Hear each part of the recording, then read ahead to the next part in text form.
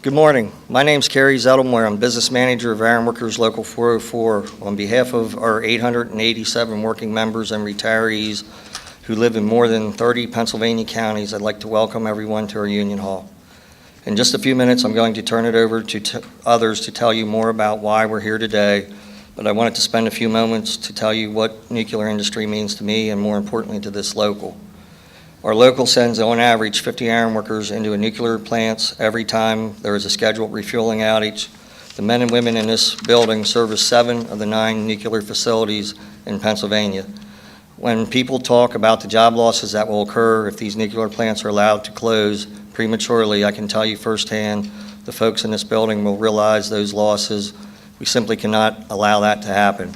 My union and many others represented in this room today have watched closely as the Nuclear Energy Caucus has met in the legislature over the past year, and we are honored to be here today for this release of common sense solutions which works for Pennsylvanians. So without further delay, let me turn it over to my friend, State Representative Tom Mehaffie.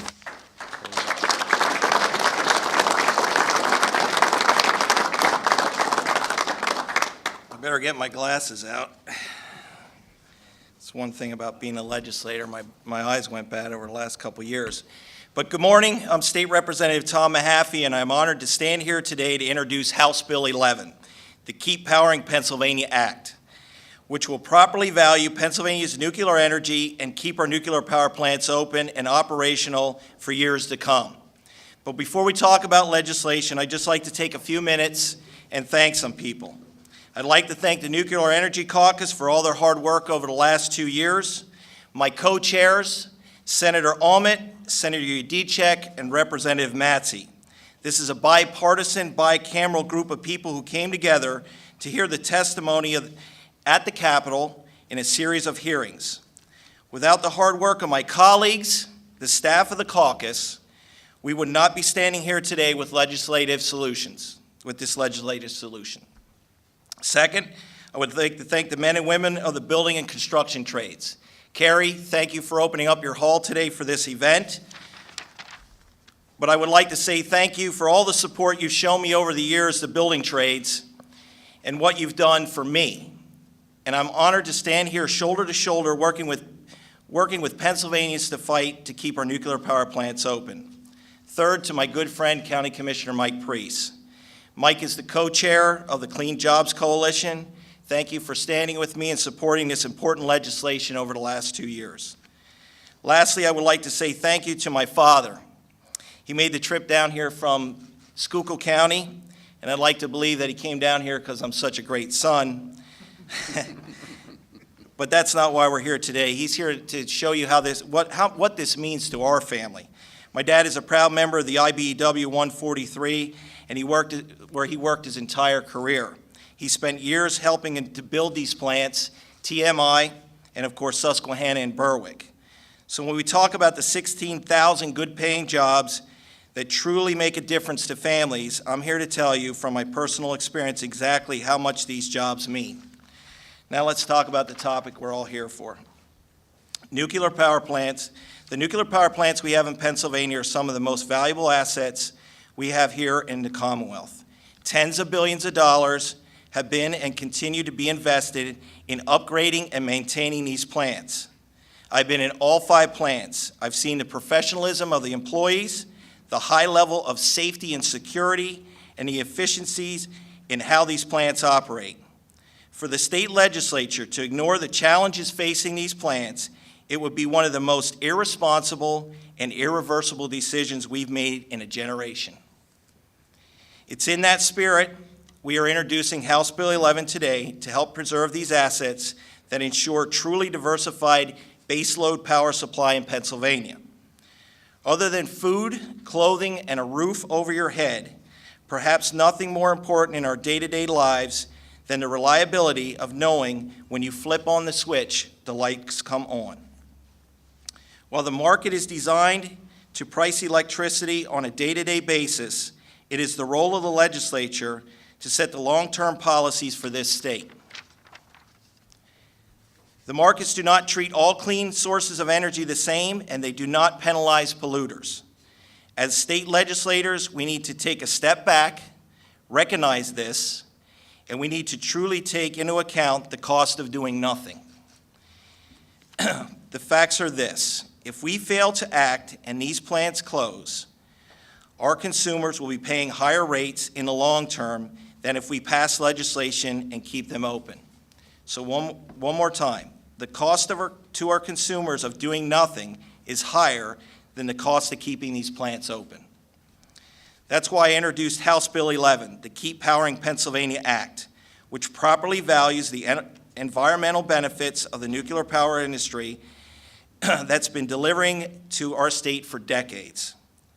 No different than how we are currently valuing the benefits of other carbon-free electric generation methods. The bill amends the Alternative Energy Portfolio Standard Act of 2004 to create a Tier 3 in the AEPS that will recognize the value of all zero-emission electric generation resources provide, including zero-emissions nuclear energy. It addresses the fact that AEPS recognizes 16 forms of electricity production as eligible to receive an alternative energy credits under the existing Tier 1 and Tier 2 AEPS credit program. The creation of Tier 3 addresses the fundamental unfairness that even though Pennsylvania Nuclear Energy provides 93% of the Commonwealth's zero-emission or zero-carbon electricity and emits no harmful EPA-regulated pollutants, nuclear energy is not permitted to participate in Pennsylvania's AEPS program. It includes consumer protections by prohibiting double dipping across the programs and caps Tier 3 credit prices. Okay. And let's be clear about the numbers because most discussions will occur in the coming months about cost. The cost of doing nothing is $4.6 billion. $788 million annually in higher electricity costs to the consumers, whereas the cost of this bill is about $500 million. That is an 8-to-1 benefit to cost ratio. I see this situation as a win-win. Without nuclear energy, the typical residential electric rate would increase $2.39 per month. But with nuclear energy, the typical monthly residential electric bill will only increase $1.77 per month. So the legislature can save Pennsylvania consumers money, keep our nuclear power plants open, and keep our air clean. As this legislation gets discussed over the next few months, you're going to hear a lot of people talking about rate increases. Let me make this clear. Public utilities go to the Public Utility Commission on a regular basis to increase their rates. I'm not saying that PUC is right or wrong to grant these rate increases. I'm not saying that the opponents of the nuclear power are right or wrong to request these rate increases. I have one simple request. If we're going to have a real conversation about the future of electricity in our state, and I'm looking forward to it, then I want everybody to truly be honest about all the facts. If we're going to have an honest conversation about electricity policy, it requires all acknowledgement of nuclear power. It requires an acknowledgement that nuclear power is creating reliable baseload power 24/7, 365 days a year, and it's the only baseload power supply being created without any carbon emissions. If our state really wants to move forward with a cleaner environment, there is simply no way possible we can get there without our nuclear power plants being open. One nuclear reactor alone produces more power than all of our state's wind and solar assets. If we lose one or more of these plants, we might as well just forget about all the time and money we've invested into wind and solar. Last and perhaps most important are all the jobs of the men and women in this room who are making a living working at these plants. 16,000 jobs across the state supported by the nuclear power industry. If a new company and a new industry wanted to set up shop in PA and bring 16,000 new jobs to Pennsylvania, the legislature would be tripping over each other to do whatever is necessary to bring these jobs to PA. I stole that from Joe. Let's be honest, though. Retaining jobs we already have is just as important as creating new jobs. Let me say this again. Retaining the jobs we already have is just as important as creating new jobs.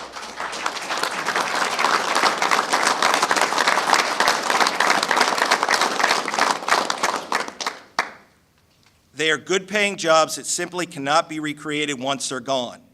And if we as the legislature allow these plants to close, that decision is irreversible. The environmental benefits are gone, the reliable source of baseload power is gone, and the jobs being worked by these men and women in this room are gone forever.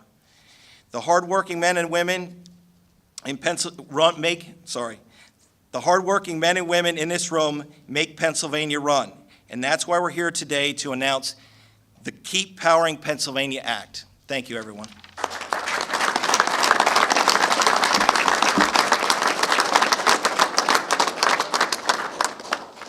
Hello, everyone. My name is Amy Bowen. I traveled from the black and gold side of the state where I work at Beaver Valley Power Stations 1 and 2.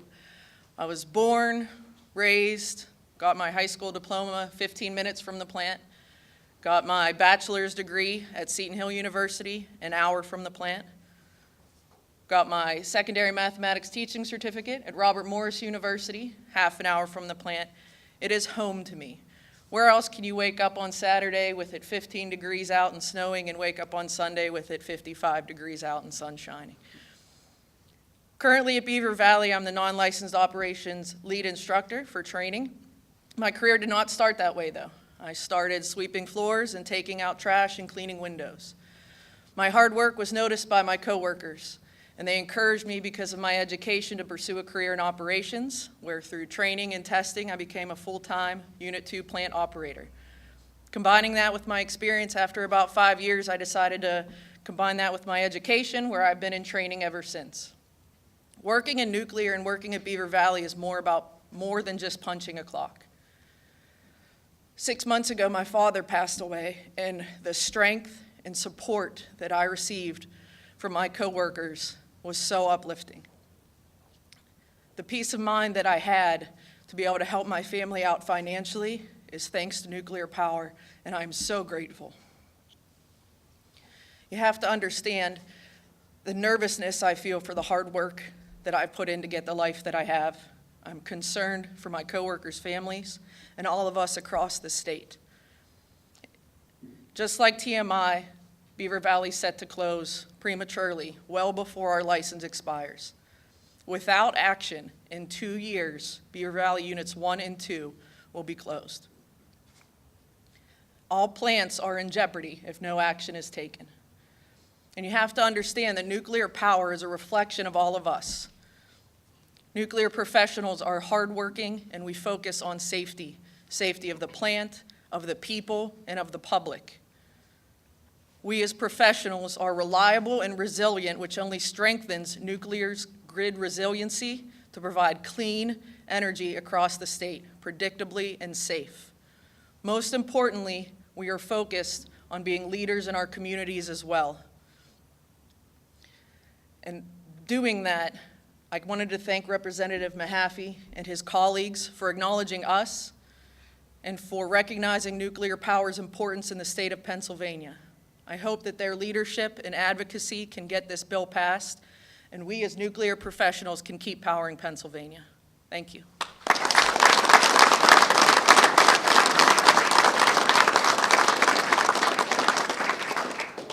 Thank you. Good morning. My name is Trish McFarland, and I'm the president of the Delaware County Chamber of Commerce from southeastern Pennsylvania, the other part of the state, not black and gold, green and white. Although, I respect Amy. We're just... Our chamber is comprised of 1,200 members, and like many other chambers across Pennsylvania, we are proud to support House Bill 11, the Powering Pennsylvania Amendment, and we thank Representative Mehaffie for his leadership.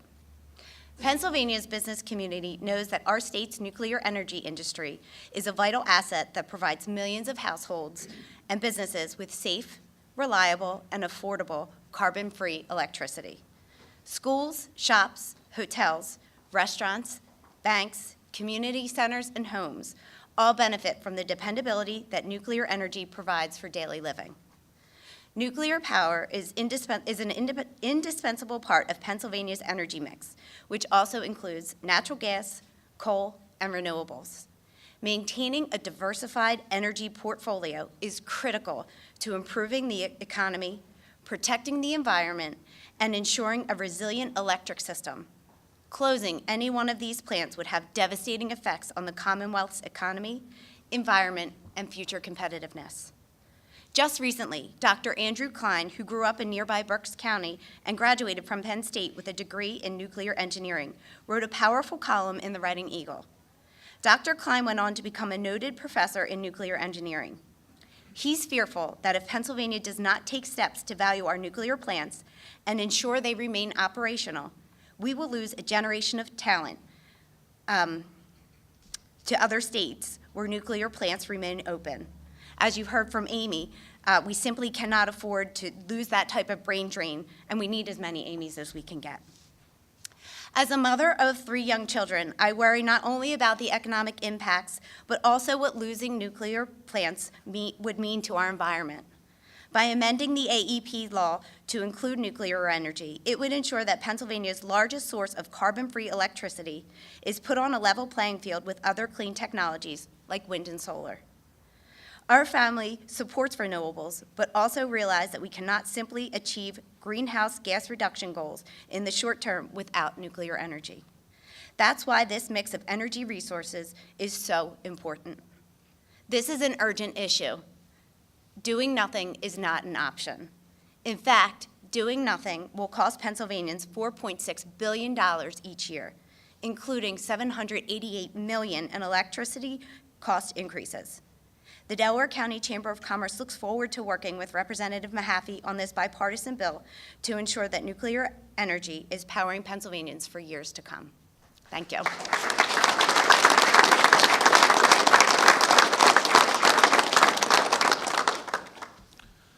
Good morning. My name's Joe Gussler. I'm president of the Central PA Building and Construction Trades Council.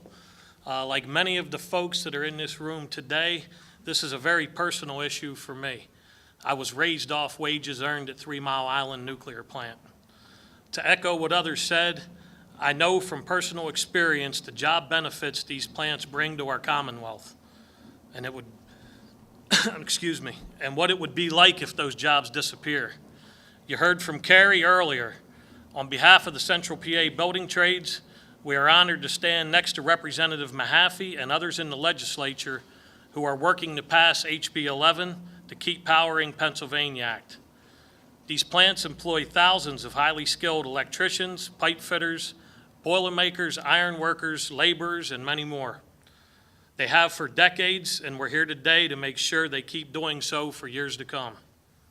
These are good-paying jobs that support families across our state. As I said earlier, I grew up in one of those families.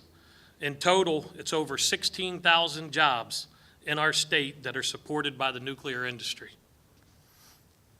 This isn't the first time I've spoken in favor of legislative support to keep our nuclear power plants open. I'm excited that we finally have a bill and that the process has formally begun in the legislature. It's truly up to the legislature and our governor now about what's going to happen. The men and women of the building trades are here to send one very simple message today. Give this bill the consideration it deserves and get something done to save these plants and these jobs. Thank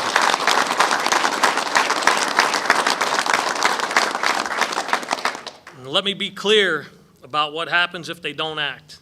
If these plants are allowed to close, they won't be reopening. If these jobs disappear, they're gone forever. I hope everyone here, including our friends in the media, will take a moment to talk with some of the workers in this room who work in these plants. I also hope that any legislator, before making a decision on this bill, takes a moment to talk to the folks who work in these plants. We are honored to stand here today with Representative Mehaffie and look forward to carrying this same message to all 253 members of the legislature in the weeks and months to come. Thank you.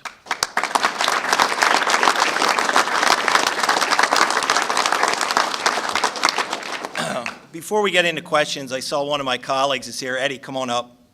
Eddie Dave Pashinsky, one of the representatives from the Wilkes-Barre area, one of the co-sponsors and supporter of this bill. He's been with me through this whole thing, through thick and thin. So Ed, thanks for coming here and being part of this.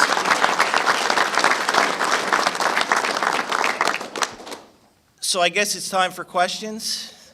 Just real quick, Representative Mehaffie will just go ahead and take questions from the podium. The other speakers, if you would like to get them, they'll do questions one-on-one afterwards. Only Representative Mehaffie will take questions from the podium. That will open it up. The bill online yet? Yes, it is. It's repmehaffie.com. You can pull the bill off. It's about 33 pages. Where on your website? Yes, at repmehaffie.com. Where on the website? Pardon me? That, Where on the website? It's prominent. Oh, okay. yeah. Okay.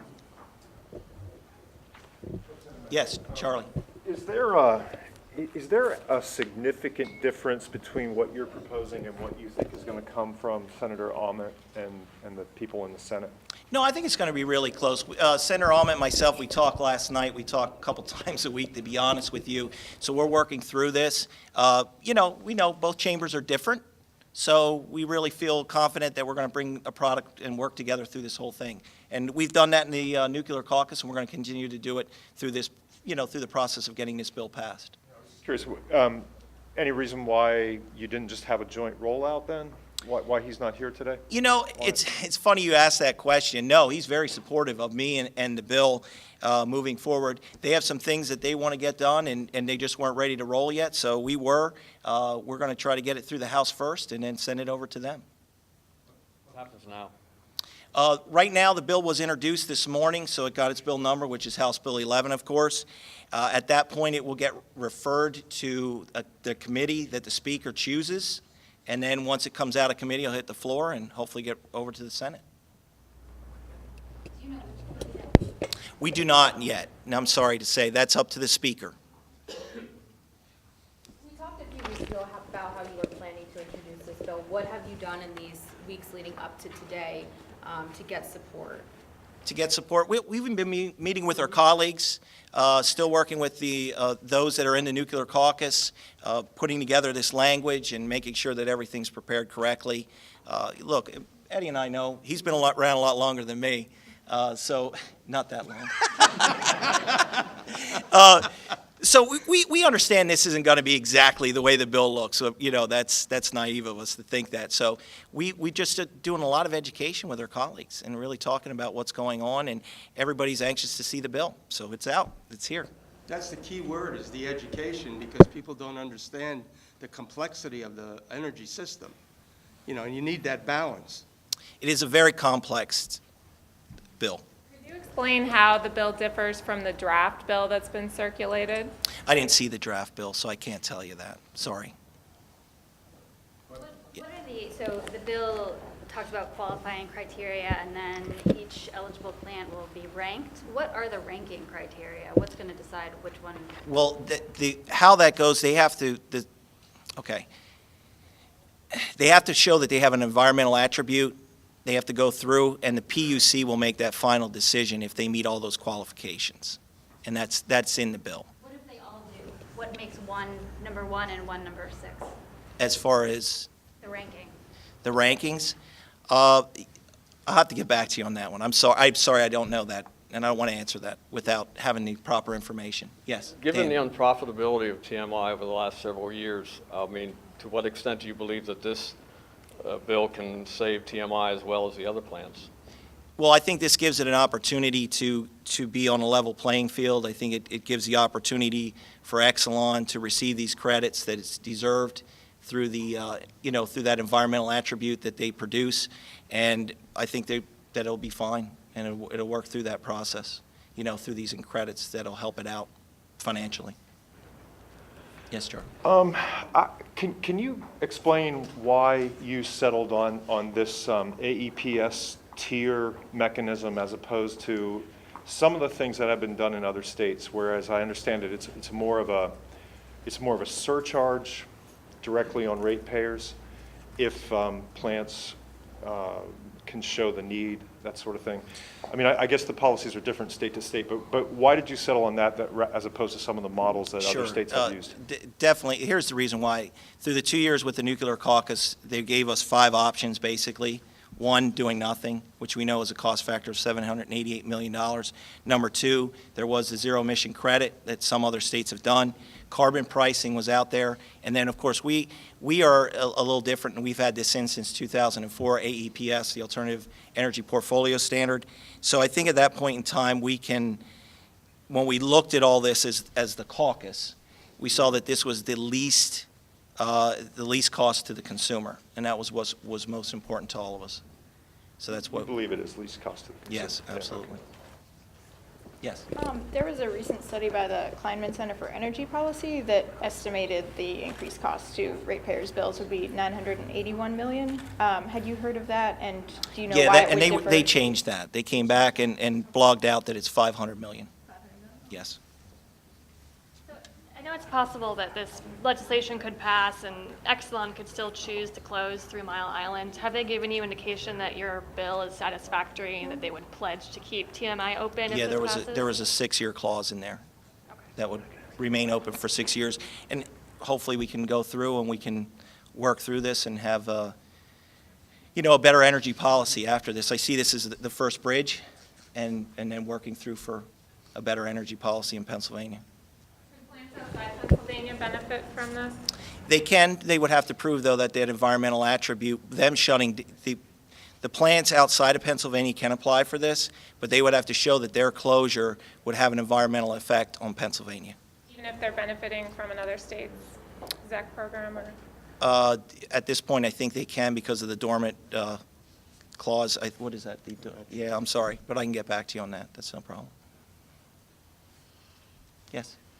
So the alternative energy sources in Tier 1 and Tier 2 cannot benefit from Tier 3, correct? Tier 1 can, as long as they're zero-emission, they have zero-emission credits, yes. Just not Tier 2? I don't know exactly what's in Tier 2, all of them, but they would have to be a zero or carbon-free. But they can't do both? They can't be in like one tier and Tier 3, or you're saying? They can, They yes. can, okay. Mhm. Yes, Charles? The 50% requirement, that basically Tier 3 is to capture 50% of the market, right? Correct. Is that designed to basically preserve the chunk of the market that nuclear power controls right now, or that nuclear power wins right now? Or is that actually designed to grow that slice of the pie? No, I mean, the nuclear power plants produce about 42% to 43% of all energy produced in Pennsylvania. So, and then you have the other carbon-free. So it really does capture all the carbon-free producers of electricity. And that would be your renewables also. So is there any, is there any sense that, how does that allow for growth in the market, either of renewables or nuclear? Well, as far as growth is, this opens up the market at least for renewables. I think if you look at it, the power plants are producing, 24/7, 365. So they're pretty much maxed at the amount of megawatts that they can produce in a year. So unless there's, at that point, it would have to be more on the renewable side as far as growth. The caucus report called a price on carbon the best long-term solution. Does this contain a sunset provision if there's a carbon pricing like the draft bill? There is a provision in there for that. So they have that if we would make changes or there's changes from FERC, and there would definitely be some options out there where this would go away if there is going to be a carbon pricing. This is just a fundamental thing I just need to make sure I can wrap my mind around, but your Tier 3 is 50%. So Tier 1 doesn't go away, Tier 2 doesn't go away. So are you actually saying that 68% of the market roughly would have to come from a designated source? No, and that's where I think some people get a little confused about this. This is an environmental credit. So it's the amount of production of electricity. It's not, you're not getting it for producing the electricity, you're getting it for the production. It's a credit. So it doesn't mean that we have to have that much production of electricity in these tiers. It's that's the amount that the suppliers or the distribution would have to pay in credits. So it's not like it has to be the production side of it. But We're not saying that we have to produce that percentage of electricity. We're just saying that that's what the amount of credits that people can apply for. So this is for a credit. It's not saying that we have to produce that kind of electricity. Okay? I'm going to have to work on my understanding of that. Okay, That's sure. Sure, yes. As I understand it, one of the talking points sort of opposed to this is that TMI is the only one that's not really profitable. So then what is the justification for bailing out everybody? Well, it's not, we're not bailing out anybody. What we're doing here is we're showing that this environmental attribute of carbon-free is being, they're able to be in that credit system. So as I said during my speech, that they weren't allowed in AEPS. Tier 3 allows them to get in the AEPS for that environmental attribute of being a carbon-free generator of electricity. So you're not disputing the idea that they're not profitable. You're just saying they're being treated unfairly. Correct. Yes. Is this really about keeping nuclear power plants online or about addressing climate change? I think it's both. I think it's both. I think you have, like I said in my speech, you have to have nuclear power to have clean air. Without that, we don't have that. And, you know, these baseload power plants are important. You see it throughout the country. We just don't want to see what happened in Vermont and other states that haven't done this or haven't given the opportunity to keep these plants open. Is there any language in the bill about, say, like energy efficiency? As far, Anything about energy efficiency in the bill? not at this point in time. If you're talking about Act 129, is that what you're talking about? I'm just You know- talking about the concept of energy efficiency. Okay. No, not that I'm aware of, but at this time, we don't have anything in there. But if you're talking about 129, Act 129 is energy efficiency. You see it on your bills, and it, you know, puts LED light bulbs in there. No, that's not in there at this point. Go ahead. To qualify to participate in Tier 3, a resource has to exist on the day, is it June 1st when this is starting, is that right? So if someone built a huge solar array 2 years from now, they could not participate in Tier 3 because they didn't exist on the starting date. Am I reading that right? I think that's correct, but I can get back to you on that. Any other questions? Yes. Is there any effect to the state budget? No. Thank you all very much. Okay. Like I said, the other speakers are available. Thank you. Good job. Yeah, thanks. Thanks, everybody, for coming.